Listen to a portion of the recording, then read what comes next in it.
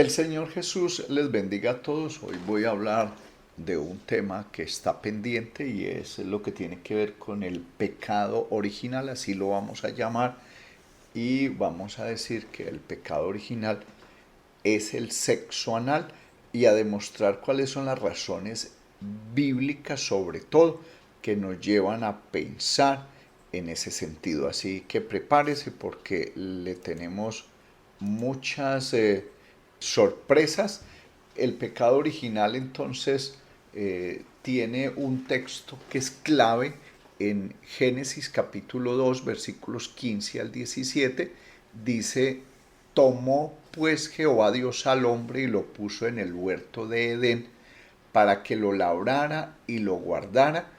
Y mandó Jehová Dios al hombre diciendo: de todo árbol del huerto podrás comer, mas del árbol de la ciencia del bien y del mal no comerás, porque el día que de él comieres ciertamente morirás. Vamos a hacer algunas reflexiones alrededor de este texto. Lo primero es cuando dice que tomó pues Jehová Dios al hombre y lo puso en el huerto de Edén. ¿Qué hay aquí en este texto que hace que es diferente, que nos muestra algo muy distinto a la primera vez que Dios puso al hombre? Si ustedes revisan en el versículo 8 de este mismo capítulo, es decir, en Génesis capítulo 2, versículo 8, dice: Jehová Dios plantó un huerto en Edén, al oriente, y puso allí al hombre que había formado. ¿Eso qué significa? Que Dios puso al hombre en un huerto en Edén, al oriente. Pero en Génesis 2.15, que es el texto clave que estamos estudiando, dice: tomó pues Jehová Dios al hombre y lo puso en el huerto de Edén. Pero en Génesis capítulo 2, versículo 8, Jehová Dios plantó un huerto en Edén al oriente. Eso significa que Jehová Dios puso al hombre primero al oriente de Edén y luego en el versículo 15 lo puso ya en el huerto de Edén. ¿Qué significa eso? Ahí hay una diferencia. Primero lo puso al oriente de Edén como si estuviera hablando de un lugar. En cambio, cuando dice que lo pone en el huerto, es posiblemente que le está entregando su mujer, porque como vamos a ver aquí, hay muchas razones que nos llevan a pensar lo que acabo de decir. Segundo, dice que es para que lo labrara y lo guardara.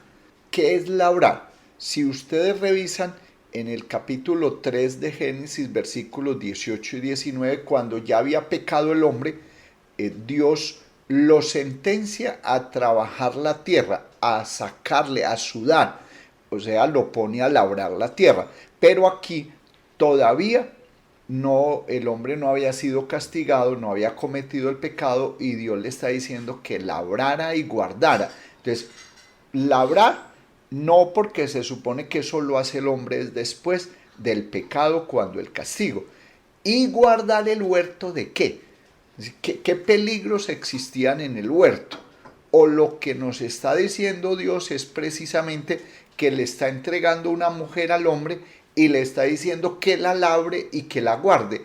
Y labrarla es sáquele frutos, es decir, tenga hijos con ella, porque ese fue el mandato, que se multiplicaran, pero además de eso, que cuidara a su mujer, como dice el apóstol Pablo en Efesios capítulo 5, versículo 29, porque nadie aborreció jamás su propia carne, sino que la sustenta y la cuida, como también Cristo a la iglesia. A Adán se le dice que labrara y guardara a su mujer, que sacara frutos de ella, pero que la cuidara.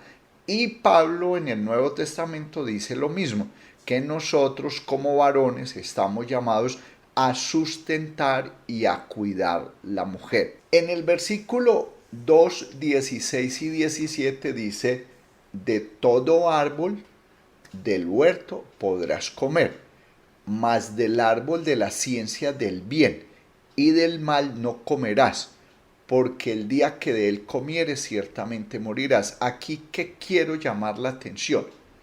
¿Cuál es la razón para que Dios diga, o Jehová Dios diga, coman de todo? ¿De todos los árboles del huerto o de todo lo que hay en la mujer? Porque recuerde, como lo vamos a ver más adelante, a la mujer se le compara con frutas deliciosas.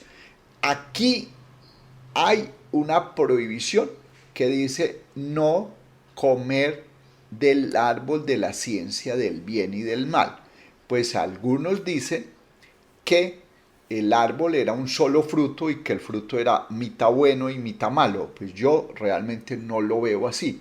Para mí, este es un árbol que tiene dos frutos. Un fruto de la ciencia del bien y un fruto de la ciencia del mal. ¿Y cuál podía comer yo? Pues podía comer de la ciencia del bien. ¿Por qué? Porque si ustedes revisan, hay algo que la ciencia ha buscado afanosamente durante toda su existencia. El hombre, los científicos, han procurado hacer algo que nunca han podido, y es dar vida. Pues ¿cómo le parece que si nuestra teoría se comprueba, vamos a encontrar que esa parte de la ciencia del bien tiene que ver con el sexo normal por la vagina, que eso produce vida? Y ese sería el árbol de la ciencia del bien, es decir, el sexo vía vaginal. Pero la parte del mal sería el ano.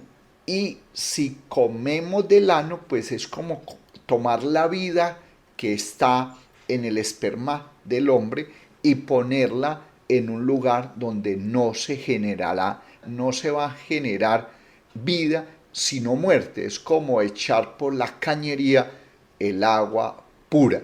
Así que aquí quiero llamar la atención a eso, pero también a que si le ponemos una coma a este texto, donde dice mal del árbol de la ciencia del bien, coma, y del mal no comerás, la prohibición queda clara. Coman del bien, pero no coman del mal. Y finalmente, en este texto clave que estamos estudiando inicialmente, dice, tomó pues Jehová Dios al hombre y lo puso en el huerto de Edén para que lo labrara y lo guardara, y mandó Jehová Dios al hombre diciendo, de todo árbol del huerto podrás comer. Se puede pensar que la mujer es el huerto o que el huerto está en ella. Repito la pregunta, ¿se puede pensar que la mujer es el huerto o que el huerto está en ella? Esos son los interrogantes que estamos tratando de descubrir, y esta es como la reflexión inicial de este video que vamos a tratar de compartir con ustedes, porque las cosas secretas pertenecen a Dios, mas las reveladas son para nosotros. Y dice otro texto, clama a mí y yo te responderé y te enseñaré cosas grandes y ocultas que tú no conoces. Si el pecado original fuera tan fácil de enseñar o de descubrir en la Biblia, todo el mundo ya lo estaría enseñando, y algunos apóstoles, profetas y pastores estafadores estarían cobrando por revelar el secreto de cuál es el pecado original. Otra pregunta que es importante responder es si la mujer se puede comparar con un árbol o si los hombres se pueden comparar con árboles. Si revisamos en el Antiguo Testamento, en el libro de Ezequiel hay un capítulo muy importante que es el 31, que habla supuestamente sobre Faraón. Y si usted lee todo el texto va a encontrar que se compara a Faraón con un árbol. Pero no solamente eso, sino que, por ejemplo, en el último versículo, en el versículo 18, dice, ¿a quién te has comparado así en gloria y en grandeza entre los árboles del Edén? Pues derribado serás con los árboles del Edén en lo profundo. Está hablando de un hombre y comparándolo con los árboles de Edén. No solamente está esa escritura, también está en el Antiguo Testamento Isaías 61:13, a ordenar que los afligidos de Sión se les dé gloria en lugar de ceniza, óleo de gozo en lugar de luto, manto de alegría en lugar del espíritu angustiado, y serán llamados árboles de justicia, plantío de Jehová para gloria suya. Este es otro texto que nos habla de el hombre como árboles, como el plantío de Jehová. En Jeremías 17:8 dice, porque será como el árbol plantado junto a las aguas, que junto a la corriente echará sus raíces y no verá cuándo viene el calor, sino que su hoja estará verde, y en el año de sequía no se fatigará ni dejará de dar su fruto. Este es Jeremías 17:8. Y también nos compara como árbol plantado junto a corrientes de agua. Recordemos que también en, en el Nuevo Testamento aparecen otros textos como Mateo 3:10, que dice, y ya también el hacha está puesta a la raíz de todos los árboles. Y no está hablando de árboles, está hablando de personas. Por tanto, todo árbol que no da buen fruto es cortado y echado en el fuego. En el Salmo capítulo 1, versículo 3 dice, será como árbol plantado junto a corrientes de aguas, que da su fruto a su tiempo y su hoja no cae, y todo lo que hace prosperará.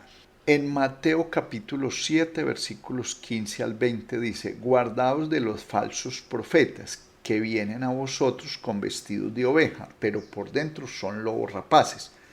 Por sus frutos los conoceréis. ¿Acaso se recogen uvas de los espinos o higos de los abrojos? Así, todo buen árbol da buenos frutos, pero el árbol de malos frutos da frutos malos. Así, todo buen árbol da buenos frutos, pero el árbol malo da frutos malos. No puede el buen árbol dar malos frutos, ni el árbol malo dar frutos buenos.